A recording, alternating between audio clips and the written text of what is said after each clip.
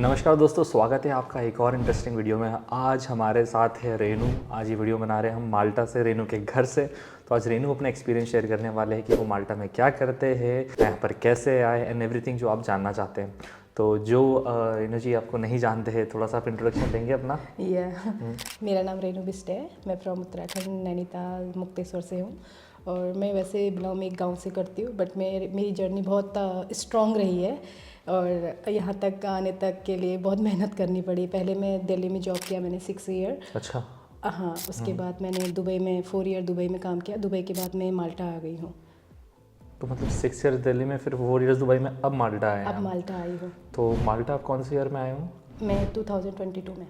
2022 में, ठीक है। तो यहाँ पर आप जो है अभी क्या जॉब कर रहे हो? मैं पेस्ट्री शेफ हूँ। Pastry chef. हाँ, वैसे मैं दुबई से जब मैंने अप्लाई किया था तो मैंने एजेंसी की हेल्प ली थी। तो एजेंसी ने मुझे सिर्फ गाइड किया था थोड़ा। उन्होंने जो उनकी फ़ीस होती है तो उन्होंने फ़ीस ली थी, बस हो गया। और फिर जो यहाँ के हमारी आइडेंटी माल्टा की फ़ीस है मैंने वो पे किया था।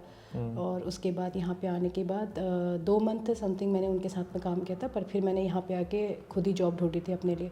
यहाँ पे 5 स्टार होटल है, उसी में अभी मैं काम करती हूँ, एज ए पेस्ट्री शेफ काम करती हूँ। तो जब आपने जिस एजेंट से बात करी थी तो उन्होंने जॉब दिलवाई थी आपको? हाँ, उन्होंने जॉब दिलाई थी। तो कितना अमाउंट उन्होंने चार्ज किया था उसका? उस वक्त था मेरा शायद 1000 यूरो। 1000 यूरो चार्ज किया था। और आइडेंटिटी माल्टा की फ़ीस आपने पे की थी? हाँ, 280 यूरो की, 280 यूरो की ना? हाँ। ठीक है। तो ये इस प्रोसेस में दुबई से यहाँ तक आने में कितना टाइम लग गया आपको? जॉब कितने दिन में मिली, फिर उसके बाद वीज़ा कितने दिन में लगा? मैंने अप्लाई किया था अप्रैल में और मैं यहाँ पे आ गई थी अक्टूबर में। अप्रैल में अप्लाई किया था? वीज़ा के लिए या जॉब के लिए नॉर्मली? नहीं, मतलब वर्क परमिट के लिए। अच्छा, ओके।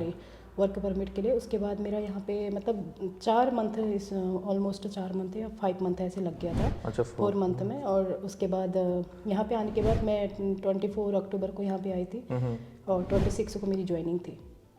ठीक है। तो जिस जॉब के लिए आप एजेंट के साथ आप आए थे, तो वो जॉब अभी आप नहीं कर रहे हैं? नहीं, मैं वही जॉब नहीं कर रही क्योंकि वहाँ पे सैलरी कम थी, क्योंकि यहाँ पे ज़्यादा एक्सपेंसिव है, तो इसलिए फिर मैंने अपने लिए जॉब ढूंढी थी। अच्छा। तो जो अभी वाली जॉब है उसमें आप कितना अर्न करते हैं? मैं अभी तो हम लोग का 22,000 पर ईयर है। अच्छा, पर ईयर। फिर उसके बाद टैक्सेस उसमें से डिडक्ट होते होंगे, तो इतने में मैनेज हो जाता है 20,000 22,000 यूरोस पर ईयर में? हमारे एक्सपेंसिव भी बहुत ज़्यादा है, इतना तो नहीं हो पाता है, बट फिर भी यहाँ पे जब हम लोग आते हैं तो हमें सब कुछ पता करके आना चाहिए। क्योंकि जैसे मैं आई थी तो मेरी सैलरी उस टाइम पे बहुत कम थी और मैंने पता किया था यहाँ पे कि कितनी तक मतलब सैलरी होनी चाहिए थी जिससे मेरे एक्सपेंसिव सब खत्म मतलब पूरे हो जाए। तो उन लोगों ने मुझे बोला था, मतलब सब जितने भी मेरे फ्रेंड्स लोग थे तो बोले थे कम से कम यहाँ पे 1500 यूरो होनी चाहिए मैक्सिमम, तब जाके मतलब हम मैनेज कर सकते हैं।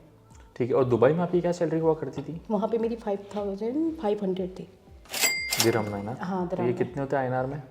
INR में होते हैं 1,20,000। ठीक है। तो मुझे ये बताओ, जब आप दुबई में इतना अच्छा अमाउंट अर्न कर रहे थे, फिर यहाँ क्यों आना हुआ, माल्टा क्यों?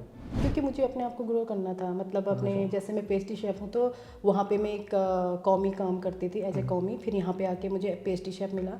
तो अभी जब मैंने जहाँ पे ज्वाइन किया वहाँ पे सीनियर मतलब पेस्ट्री शेफ़ काम कर रही हूँ।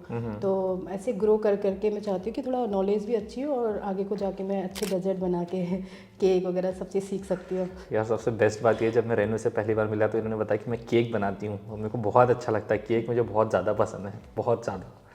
So that's great. और आप अभी पेस्ट्री में क्या क्या बना लेते हो? और ऑलमोस्ट सब चीज़ बना लेते हैं जो यहाँ पे डेजर्ट है जो भी बनते हैं। यहाँ पे माल्टीज़ हो गया, इटालियन हो गया और फ्रांसीसी डेजर्ट भी बहुत है यहाँ पे। पर हर होटल का अलग अलग मेन्यू है तो उस हिसाब से बनाना पड़ता है। Great great great. सो अभी आपको ये वाले होटल में कितना टाइम हो गया वर्क करते हुए? यहाँ पे हो गए 6 से 7 मंथ। 6 से 7 मंथ्स।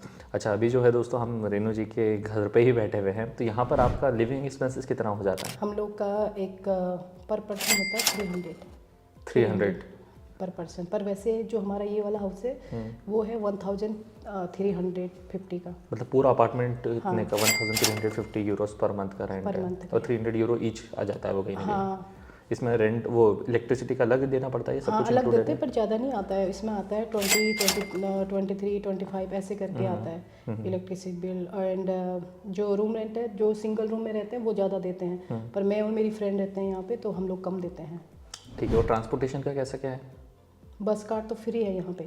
जब हम लोग आए थे तो हमें पता नहीं था, तो 2-2 यूरो बहुत ज़्यादा हो गया था, 1 महीने तक मेरा कार्ड नहीं आया था। तो उसके बाद किसी ने मेरे मतलब फ्रेंड लोगों ने हेल्प करी थी, तो बाद में 1 महीने के बाद कार्ड आया था। तो फ्री है यहाँ पे, एक बार रिचार्ज कर लेते तो हो जाता है। ठीक है, आपके जॉब टाइमिंग्स क्या रहते हैं?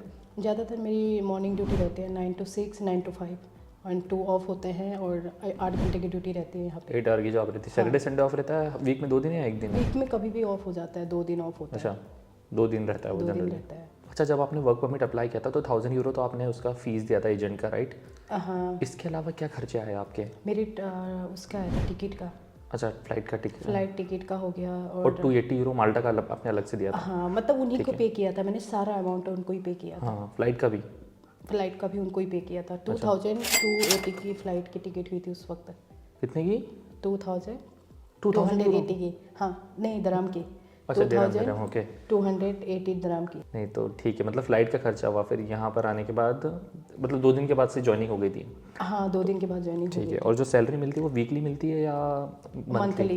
अच्छा, मंथली पर आवर के हिसाब से यहाँ पे पे करते हैं। बट जहाँ पे मैं पहले काम करती थी वहाँ पे 8 घंटे की ड्यूटी थी, वहाँ पर भी सेम था, बट वहाँ पे ओवर टाइम वगैरह कुछ नहीं था। पर जहाँ पे मैं अभी काम करती हूँ, पर यहाँ पे अच्छा है, ओवर टाइम मिल जाता है और ऑफ भी अच्छे मिल जाते हैं, जो स्टाफ है वो भी अच्छा है हमारा। ठीक है। और यहाँ पर मतलब एक अगर कोई व्यूअर हमारा देख रहा हो और वो जानना चाहता हो कि यार सेविंग कितनी हो जाती है, तो कितनी हो जाती होगी यहाँ पर एक नॉर्मल एवरेज सेविंग? सब कुछ ये एक्सपेंसेस निकालने के बाद, टैक्सेस पे करने के बाद? ज़्यादा तो नहीं होती है, मतलब फिर भी अगर दुबई में या फिर कोई और अंदर कंट्री में काम कर रहा है, उसकी अगर वहाँ पे सैलरी कम है तो उसके लिए यहाँ पे बहुत अच्छा है। क्योंकि यहाँ पे वो पार्ट टाइम जॉब भी कर सकता है 8 घंटे के बाद, तो दूसरी जगह और 2 ऑफ होते हैं, उस दिन भी वो काम कर सकता है, तो बचा सकता है आराम से। लाइक 1 लाख इस हिसाब से बचा सकता है आराम से। अच्छा, ऐसा इतना बचा सकता है? बचा सकता है 1 लाख रुपीज़ बचा सकता है, क्योंकि ना अगर हम लोग अपना फुल टाइम भी कर रहे हैं, ऊपर से पार्ट टाइम भी कर रहे हैं, अच्छा, हाँ, तो हम बचा सकते हैं। बट अगर हम एक ही जॉब कर रहे हैं तो कम से कम 50,000 से ऊपर तो नहीं बचता। मतलब एक जॉब कर रहे तो 50,000 बचा सकते हो, और अगर बहुत ज़्यादा ही हार्ड वर्क करके ज़्यादा घंटे और ज़्यादा, मतलब डिफरेंट फॉर सैलरी पे ऊपर है, क्योंकि मेरी सैलरी जिस हिसाब से, मैं उस हिसाब से 50,000 भी पूरा नहीं बचा पाती हूँ, क्योंकि मेरे एक्सपेंसिव ज़्यादा है। हाँ, जहाँ जाते कपड़े खरीद लेते हैं। कपड़े तो ये तो ठीक है। अब जैसे आप यहाँ पर भी आ गए यूरोप के अंदर भी, तो अब आगे क्या प्लान्स है इसके? मैं यूरोप में आ गई हूँ, बट मैं यहाँ पे मूव आउट करूँगी शायद 1 ईयर के बाद ही करूँगी, और मैं अनदर कंट्री जाऊँगी यहाँ से। उसके बाद मैं अपना बिजनेस स्टार्ट करूँगी, पर मैंने सोचा है कि मैं इंडिया में अपना बिजनेस स्टार्ट करूँगी, और देखती हूँ फिर भी मतलब कितना टाइम लगता है, क्योंकि उसके लिए भी मुझे अमाउंट चाहिए और मुझे सेविंग चाहिए। जो जितना मेरे पास सेविंग है, बट मैं उसमें से मतलब मैं चाहती हूँ कि मैं अच्छा बिजनेस करूँ, एक बार करूँगी तो फिर मैं अच्छा करूँगी। ग्रेट। तो आप हमारे व्यूवर्स जो हमें देख रहे होंगे उनको क्या रिकमेंड करना चाहोगे? माल्टा आना चाहिए, नहीं आना चाहिए? आना चाहिए, अगर ग्रो लाइफ को करना है तो आना चाहिए, क्योंकि यहाँ पे वीज़ा मिल जाता है, बहुत जल्दी मिल जाता है, क्योंकि आईलेट्स की ज़रूरत नहीं है यहाँ पे, और वर्क परमिट भी आ जाता है। 280 ओनली फीस है अगर डायरेक्ट आते हो तो। विद एजेंसी अगर आप लोग आते हो तो बहुत महंगा पड़ेगा आप लोगों को, पर क्योंकि मेरे फ्रेंड लोगों के दोस्त थे तो उन लोगों ने मुझे गाइड किया था, तो मैं इसलिए यहाँ पे बहुत मतलब कम पैसों में आ गई हूँ। बट फिर भी अगर आप लोग आते हो तो कम से कम एजेंसी वाले लेते हैं 10,000 के आसपास लेते हैं। 10,000 यूरो? 10,000 दरम यूरो के मतलब इंडिया के हिसाब से 5 लाख तो लेते हैं। 5 लाख रुपए ना? वही तो आपका मतलब 1000 यूरो इज़ वेरी अफोर्डेबल मेरे ख्याल से, बहुत कम लगा आपका। मेरा ज़्यादा ही लगा था, बट क्योंकि मैंने टिकट का खुद पे किया था, उन लोगों को अलग से दिया था, पर जो उनकी फीस थी मैंने वो भी पे की थी। मैं भी मतलब 2 या 3 लाख 4 लाख में ऐसे में आई हूँ यहाँ पे। अच्छा, टोटल मिला के इतना लग गया था। पर यहाँ पे आने के बाद बहुत ज़्यादा प्रॉब्लम है, क्योंकि तुम्हें रूम सब कुछ ढूंढना पड़ता है। हाउस की बहुत प्रॉब्लम है, हाउस अथॉरिटी चाहिए रहने के लिए। अगर आइडेंटिटी माल्टा में हम लोग जा रहे हैं तो हमें अपना पूरा जो हमारा पेपर वर्क है हमें लेके जाना पड़ता है। उसके लिए हमें पहले हाउस अथॉरिटी और हाउस कॉन्ट्रैक्ट चाहिए, और वो मिलता नहीं है, बहुत इजीली नहीं मिलता यहाँ पे। रूम तो बिल्कुल नहीं मिलते इजीली, बहुत अभी ज़्यादा मतलब गवर्नमेंट ने भी एक घर में खाली 5 या 4 लोग को अलाउ किए हैं, ज़्यादा रह भी नहीं सकते। और यहाँ पर जैसे हम इंडियंस हैं, तो इंडियंस को अगर इंडियन खाना हो तो मिल जाता है? इंडियन खाना बहुत कम मिलता है यहाँ पे, खुद ही घर में बनाना पड़ता है। पर यहाँ पे रेस्टोरेंट है, वहाँ पे मिलता है, पर जैसा हम लोग चाहते हैं ना वैसा नहीं मिल पाता है, क्योंकि वो लोग भी मतलब सिर्फ इंडियन को टारगेट नहीं करते या फिर एशियन पीपल को टारगेट नहीं करते हैं। क्योंकि जो रेस्टोरेंट ओपन करते हैं वो सारा मतलब जो भी यहाँ पे जितने भी कंट्री के यहाँ पे UK से आएंगे, फ्रांस से आएंगे, जर्मनी से आएंगे, ऑल वर्ल्ड मतलब सब लोग यहाँ पे आते हैं तो सब लोग टेस्ट करते हैं खाना, तो उस हिसाब से हम लोग स्पाइसी खाते हैं तो उसमें स्पाइसी कम होता है, ऑयली खाना होता है, तो मतलब बहुत चीज़ होता है। हम लोग खा नहीं पाते हैं इतना बाहर का खाना ज़्यादातर, तो हम लोग घर में ही बनाते हैं। और इंडियन रेस्टोरेंट यहाँ पे हैं, मतलब बहुत ज़्यादा हैं। तो जैसे अब लास्ट क्वेश्चन आपसे कि यार गर्ल्स, जैसे आप एज ए गर्ल कितना सेफ होगा ये माल्टा अगर कोई गर्ल आना चाहती है तो? मुझे ऑलमोस्ट 1 ईयर हो गया यहाँ पे, मेरे लिए तो मतलब पूरा सेफ था। बट तुम्हारा जब तक कोई खास एटलीस्ट कोई तो होना चाहिए जो मतलब तुम्हें अच्छी से गाइड करे। एकदम से मतलब किसी के साथ रहना, मतलब जो अनजान, जो हमारी कंट्री का भी होगा तो किसी अनजान इंसान के साथ भी बिल्कुल भी मत रहना, क्योंकि वो बहुत डिफ़िकल्ट है, क्योंकि हम उस पर भरोसा नहीं कर सकते हैं। और मैं तो बिल्कुल नहीं कर सकती हूँ, क्योंकि मैं दुबई में रही हूँ तो मुझे यहाँ पे आके थोड़ा सा मतलब माहौल यहाँ यूरोपियन है पूरा, मतलब यूरोपियन स्टाइल में लोग रहते हैं। जब मैं यहाँ पे नई नई आई थी तो मुझे ऐसा लगा था कि मैं कहाँ आ गई हूँ, बट मैंने देखा फिर बाद में, मतलब अभी तक मुझे कुछ प्रॉब्लम नहीं हुआ है किसी के साथ भी। ठीक है, आई थिंक मैंने सारी चीज़ें कवर कर ली हैं, और अगर कुछ क्वेश्चन होता है तो कमेंट्स में पूछ लेंगे। तो thank you so much Renu ji, thank you so for the much awesome food and for sharing the valuable information. And I hope कि वीडियो आपके लिए यूजफुल रहा हो। So make sure to thank Renu in the comment section इतनी helpful information के लिए। So thank you so much, मिलते हैं हम लोग नेक्स्ट वीडियो में। Till then bye bye, take care. Bye bye.